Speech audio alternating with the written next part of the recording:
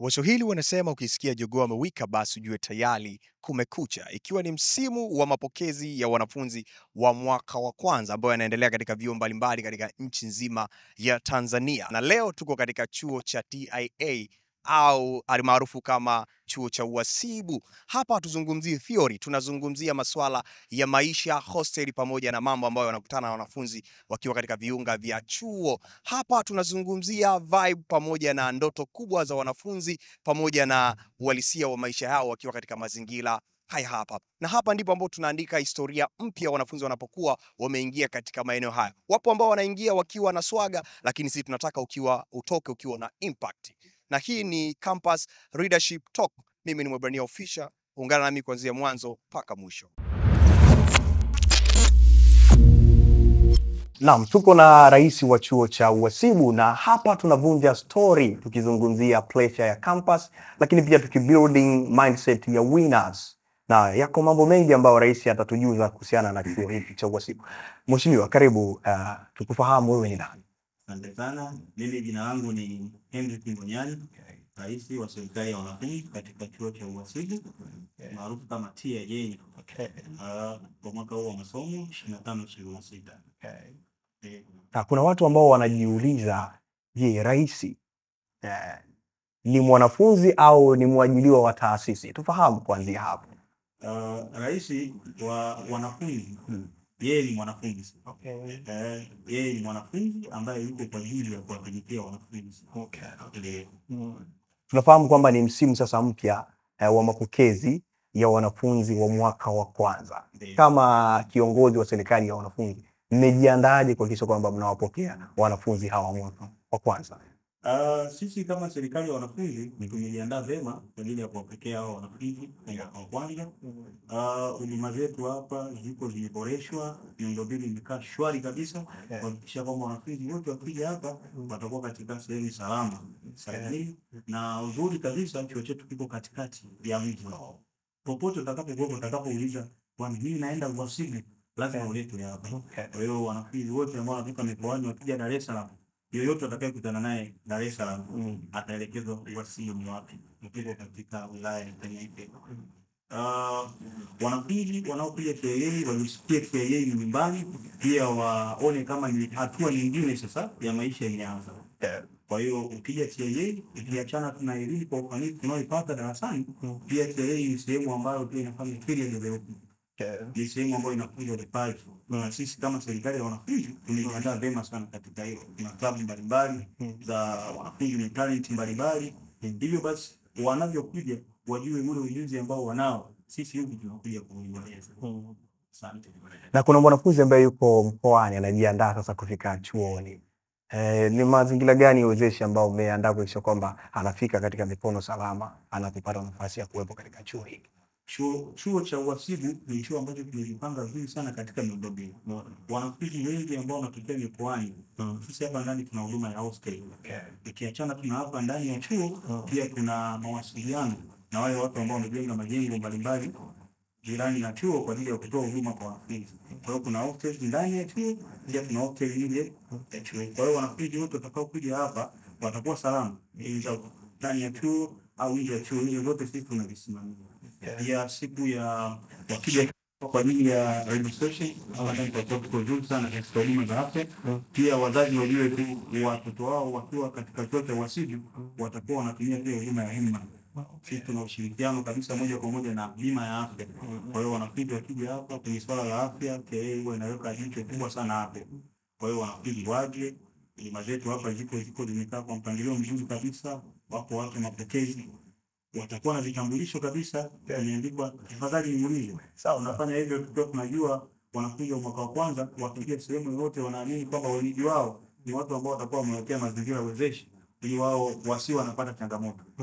Na uzuri TIA tumeamua kujipanga vizuri, huduma za afya zitapatikana hapa ndani. Kwamba tunasema medical check up inafanyika hapa ndani. Yaani tulisha wa inform wanafunzi kwamba huduma za afya zitafanyika hapa. Hiyo medical check up. Pia kuna huduma za passport size zitafanyika hapa ndani. Alafu hivyo vyote vinavyofanyika hakuna malipo ya keki. Wow. Unaona? Kwa hiyo hakuna mwanafunzi atakaye kuingizwa katika fraud yoyote. na watu wa mapokezi, watu wa maulizo wako tayari kwa ajili ya kuwa direct na kuwapa orientation ya wanafunzi ili wazazi wanapoondoka hapa wajue wamemwacha mtoto sehemu salama. Hapo tumeelewana. Hapo imekaa vizuri. Na kwa wanafunzi ambao wanajiuliza hii chuo cha uhasibu kina kitu gani cha tofauti na vyuo vingine ambavyo vinahusiana na masuala ya kifedha? Hili ni swali zuri sana. Hili ni swali zuri sana. Chuo cha uhasibu kwa nini ni chuo ambacho cha kipekee sana kwenye masuala yanayohusiana na fedha? Kwanza nipende kukujulisha kwamba chuo cha uhasibu ni chuo ambacho kimeanzishwa mwaka 1973. Lengo kubwa la kuanzishwa chuo cha uhasibu ni kwa ajili ya kuweza kuboresha haya mambo ya accounting professions. Ili kuweza kukuza wahasibu. Chuo cha uhasibu ni chuo mahususi. Chuo mahususi kwa wale wataalamu wa fedha. Maana chuo cha uhasibu mwanafunzi akisoma hapa, akitoka hapa, anakuwa yuko mwanafunzi ambaye anagombaniwa katika soko la ajira. Nikisema soko la ajira namaanisha kwamba anakuwa na uwezo wa kujiajiri. Pia ni mwanafunzi anakuwa ni mwanafunzi bora sana hata akiajiriwa. Ukienda katika mashirika mbalimbali, makampuni mbalimbali, hata mataasisi makubwa ya serikali, unakutana na wanafunzi ambao wametoka hapa TIA. Kwa hiyo TIA ni taasisi ambayo inazalisha wataalamu wa biashara, wataalamu wa fedha ndani ya Tanzania pia na nje ya mipaka ya Tanzania. Asante. Ukija huku mtaani kuna kasumba ambayo watu wanaamini kwamba campus ni sehemu ya uhuru kufanya kila kitu. Je, kwa mtazamo wako kama kiongozi, ni hupi hapo? Campus ni sehemu ya uhuru kufanya chochote ambacho mwanafunzi anajisikia ambacho ni kizuri au kibaya. Ambacho ni kizuri au kibaya. Kwa upande wangu mimi nasema hapana. Nasema hapana kwa sababu tukisema afanye kila kitu anachojisikia, tunajua sisi chuo chetu cha uhasibu ni chuo ambacho tunapokea wanafunzi ambao wengine wanakuja na rika ndogo. Kwa hiyo lazima wawe chini ya uangalizi mkubwa sana. Hawezi akaachwa afanye kila kitu. Wanafunzi wanakuja hapa, wengine wana miaka 19, wengine miaka 20. Kwa uelimishaji rika hatuwezi tukamtemu huyu kama ni mtu mzima sana ambaye anaweza kujiongoza kila kitu. Ndio maana akija hapa tunakuwa na sheria na misingi ambayo ataikuta katika taasisi ili kumwezesha yeye awe bora, na kama mzazi anapotarajia kwamba nampeleka mwanangu chuoni, basi hata kisha maliza arudi vile kama ambavyo amemleta akiwa na maarifa na ufanisi kutoka chuo cha uhasibu. Na sio kufanya kila kitu kwa uhuru. Sasa ni swali kidogo kwa mtego. Tunafahamu kwamba kiongozi ni kioo. Na mfano leo ukapewa nafasi ya kuandika slogan moja ambayo iwe ni sehemu ya vijana wa mwaka wa kwanza kurejelea wenye ndoto kubwa kisha kwamba wanazifikia ndoto zao. Utaandika slogan gani ambayo itakuwa ni roadmap ya hawa wanafunzi? Asante.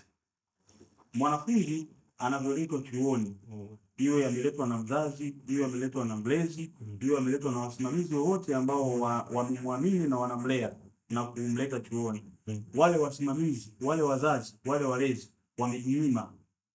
Wazazi, walezi wanaishi maisha ya shida, wanahangaika ili mwanafunzi apate elimu. Hapa ni Dar es Salaam. Mwanafunzi anatoka kijijini anakuja Dar es Salaam kusoma, aje chuo afanye kile kilichomleta.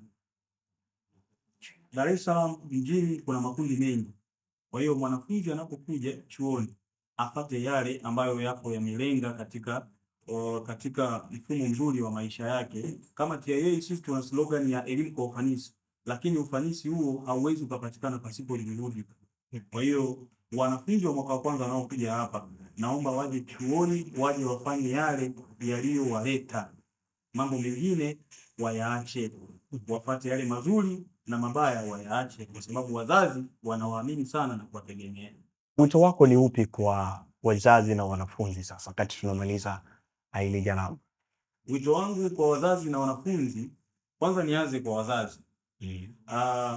Wanafunzi wakishafika chuoni, wanaporudi nyumbani, wazazi wao wanapenda sana kuangalia tabia za watoto wao. Kwamba huyu mtoto je, amepata matokeo chanya au hasi. Anakuja chuoni lakini anategemea mwanae apate aidha matokeo chanya au hasi. Taasisi ya uhasibu ni taasisi ambayo itazalisha matokeo chanya. Matokeo chanya kutokana na misingi na sheria ambazo ziko katika taasisi ya uhasibu. Lakini wanafunzi sasa wenyewe wao wanakuwa na changamoto. Ndio maana sisi kama serikali ya wanafunzi tuko kwa ajili ya kuwaelimisha wanafunzi ni namna gani wanaweza kujielewa, ni namna gani wanaweza kuishi wakiwa chuoni. Kwa hiyo wanafunzi wengi wao wanaelimika na wanaishi katika maadili mazuri. Kwa hiyo wito wangu mimi, wanafunzi waje chuoni, wafuate misingi, sheria na taratibu za chuo. Okay. Hapo tuko sawa. Hapo imekaa vizuri sana. Nikushukuru sana mheshimiwa kwa haya ambayo umeyazungumza kwa wazazi pamoja na wanafunzi. Nina hakika yatakuwa ni taa kwa ajili ya kuangazia huku ambapo wanakuja kupambania ndoto zao. Na nikwambie tu mpenzi mtazamaji wa kipindi kizuri cha Campus Leadership Talk, nikwambie ni kwamba ni hivi, sehemu pekee ambayo wanafunzi wanapata nafasi ya kutengenezwa na kuumbwa katika ndoto walizokuwa nazo. Wanasema kwamba campus ni sehemu ya uhuru, lakini sisi tunakwambia sio sehemu ya uhuru, bali ni ground ya kutengeneza viongozi bora wa hapo baadaye. Langu jina naitwa Mwebrania Official na hii ni Student Connect.